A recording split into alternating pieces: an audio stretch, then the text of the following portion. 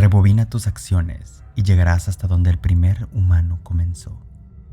Continúa retrocediendo y terminarás en el Big Bang.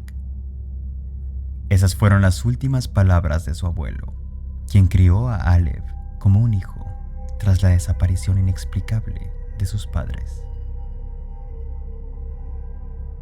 Esas fueron las últimas líneas que susurró al oído del niño de 10 años, justo antes de exhalar por última vez a causa de un tumor cerebral que le había comprimido el cerebro.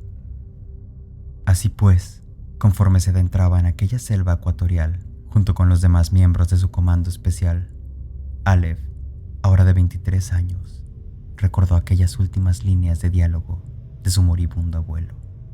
Y en ese momento, mientras se abría paso con un machete, estas últimas palabras lo llevaron a concluir, después de más de una década de haberlas escuchado, que en la guerra en la que llevaba participando más de 4 años, no era otra guerra que la misma que venían peleando los seres humanos desde el comienzo de nuestra especie. Con esta observación, se sintió que había conseguido dar con la verdad de la vida, o al menos de su vida. Y cuando comenzaba a sentir el éxtasis de la epifanía máxima, se dejaron venir las detonaciones de los proyectiles del ejército enemigo. La siguiente vez que miró a su alrededor, todos estaban muertos menos él. Presentaba heridas superficiales que por lo escandaloso de la sangre le habían cubierto el tórax y su rostro con sangre. Tan rápido como comprendió su situación, la consternación lo tomó prisionero. ¿Cómo era posible que guerrillas de rebeldes les hubieran derrotado en un abrir y cerrar de ojos? Se miró las manos, cubiertas de sangre, y ante tal imagen y la sorpresa de la derrota, se desmayó. Cuando volvió a abrir los ojos ya era de noche. La jungla lloraba a cántaros. El agua le había limpiado de cualquier rastro de sangre y amenazaba con ahogarle, pues yacía boca arriba, y con semejante cantidad de lluvia cayéndole directamente en la cara, le costaba trabajo respirar. Adolorido, se puso de pie y rápidamente escaneó su entorno en busca del árbol perfecto en donde resguardarse. Una vez arriba, reposó su espalda sobre el árbol. Cuando estaba por entregarse a la contemplación de su entorno, notó que los cadáveres habían desaparecido, ni rastro de ellos. A pesar del ensordecedor caer de la lluvia, escuchó un crujido proveniente de las ramas más altas del árbol. Protegiéndose el rostro con la mano, levantó la mirada. De cabeza, como una ardilla descendiendo por un árbol, estaba un ser semejante a un hombre lanudo, cubierto con un espeso pelaje negro de pies a cabeza y un par de ojos que brillaban como carbón incandescente. Nada más mirar aquellos ojos, Aleph entró en trance. Dejó caer su mano, permitiéndole a la lluvia chocar con la piel de su rostro. El ser lanudo descendió por el tronco del árbol, usando sus 4 extremidades y moviéndose espasmódicamente, como lo hace un camaleón. Con cada centímetro que se le acercaba, la respiración del joven soldado fue disminuyendo. Cada vez respiraba menos. Cada vez se prolongaba más las pausas entre exhalación y exhalación. Cuando el ser acercó su rostro, que era el de un hombre, pero cubierto con un fino pelaje de frente a mentón, Aleph ya no respiraba. El ser abrió la boca y de esta dejó escapar un murmullo que parecía producido por 100 hombres, pero de volumen muy tenue. Los ojos de Aleph se tiñeron en un rojo absoluto. Abrió la boca y de las fauces del ser lanudo a las del soldado saltó un pequeño hombre de no más de 2 centímetros. He de recalcar que de haberse tratado de un hombre de dimensiones normales, aquel salto hubiera sido equivalente a un salto de más de unos 10 metros de largo, algo sobrehumano. Tan rápido como el diminuto hombre cayó en la lengua de Aleph, este cerró los ojos, la boca y se desvaneció, como si de repente se le hubieran evaporado los huesos. Chocó con el suelo como lo habría hecho un saco de papas vacío. El ser lanudo lo recogió, se lo echó al hombro y se paró en sus extremidades traseras. Así como un ser humano, corrió entre los árboles, con una ligereza digna de un velociraptor. Conforme avanzaba, comenzó a escucharse una cascada. Pronto llegó hasta lo alto de esta. El agua del río caía por lo menos 10 metros. Sin titubeos, el ser lanudo saltó con Aleph en los brazos. Primero entraron los pies al agua y hasta el final el joven soldado inconsciente. Aleph abrió los ojos y se descubrió en un suelo seco y duro.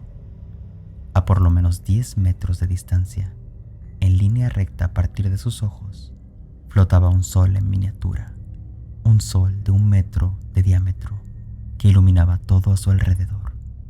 Estaba en una caverna. Se escuchaba el crujir de una fogata.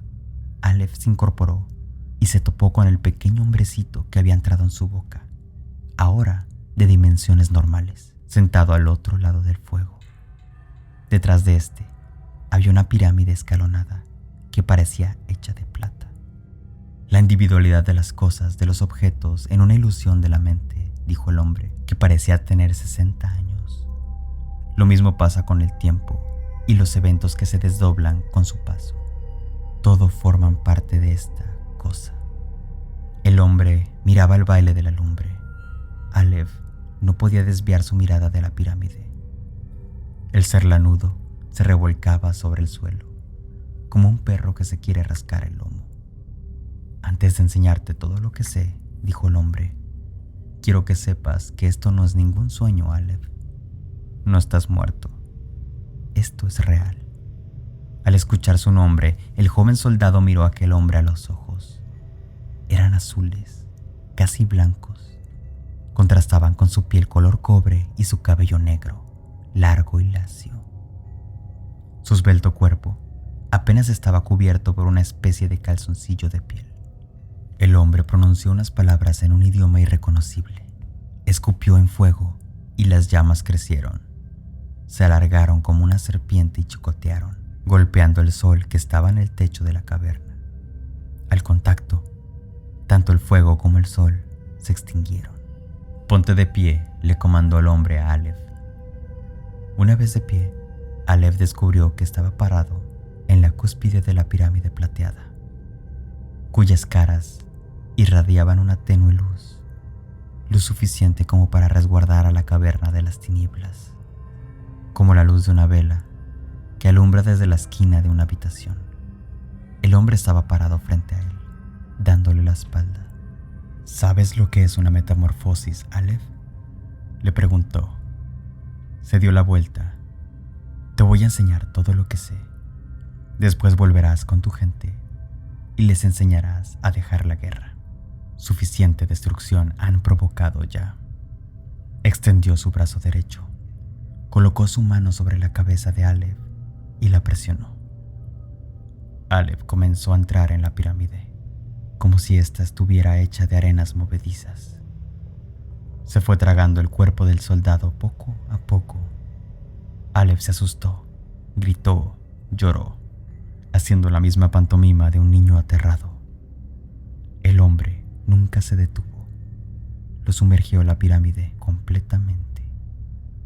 Aleph descendió por un infinito blanco, como si estuviera sumergido en leche, y con un plomo atado en los tobillos. Cayó y cayó. Conforme caía, Aleph sentía que aumentaba la fuerza que jalaban sus pies. Sentía que se estiraban como un dulce chicloso. De repente se estiró tanto que su cuerpo se partió en dos. No hubo sangre. Sus brazos se estiraron y se separaron de su torso. Cuando menos se dio cuenta, Aleph estaba desensamblado de pies a cabeza, pero como la fuerza con la que caía no disminuía, las distintas partes se estiraron hasta fragmentarse en miles de diminutas unidades que se estiraban al seguir cayendo. El infinito blanco se fue desvaneciendo, sustituido por los vivos colores de la selva. Las miles de partículas que alguna vez habían conformado el cuerpo de Aleph cayeron en forma de lluvia sobre el cuerpo de un ser lanudo, casi idéntico al que viera Aleph en lo alto del árbol, que vestido en un uniforme de soldado, idéntico al que llevaba Aleph antes del ataque que aniquiló a su comando especial, yacía inconsciente sobre el suelo húmedo de la jungla. El contacto de la lluvia despertó al ser lanudo. De un salto se incorporó. Escaneó su cuerpo y su entorno. Presentaba heridas superficiales. El resto de su pelotón yacía muerto a su alrededor. Todos ellos también eran seres lanudos. Se escuchó un radio de comunicaciones. No tardó en dar con él entre los cadáveres. Lo tomó y presionó el botón de comunicación. Habla, Aleph. Necesito un equipo de rescate. Los guerrilleros nos sorprendieron con un ataque relámpago. Soy el único sobreviviente. Enviaré mi ubicación. Le dio vuelta al radio y puso su huella dactilar sobre un lector para que se enviara su señal de ubicación. Se guardó el radio y cuando regresó su atención a la horrenda escena que yacía a su alrededor, tuvo un momento de lucidez. En ese instante, supo qué se debía de hacer para acabar con la guerra. Ante la epifanía, se le escaparon unas lágrimas que mojaron el pelaje de su rostro. Un mes después, escribió un manuscrito con la solución a la guerra. Un manuscrito que se publicaría y pasaría desapercibido por el público de lectores de su presente, que daban preferencia a la literatura de entretenimiento. Aleph moriría, y no sería hasta décadas después que un joven y empobrecido biólogo químico se toparía con un ejemplar de su libro, A lo largo de la sombra, que una vez leído le inspiraría a desarrollar, basándose en los apuntes de aquella obra, una vacuna capaz de generar verdadera iluminación, la verdadera lucidez, eliminando así para siempre los conflictos bélicos entre los miembros de su especie. Lástima que una vez que la paz gobernara entre los suyos, una especie invasora, proveniente de otra dimensión, llegará a su planeta con el objetivo de conquistarlo y apropiarse de los recursos naturales de este, destruyendo con esto todo lo descubierto y logrado por la especie de seres lanudos. Si te gustó esta historia de horror, te invito a que dejes un comentario y un like y te suscribas para que no te pierdas los últimos cuentos de horror y creepypastas del Código de Aztlán. Hasta la próxima.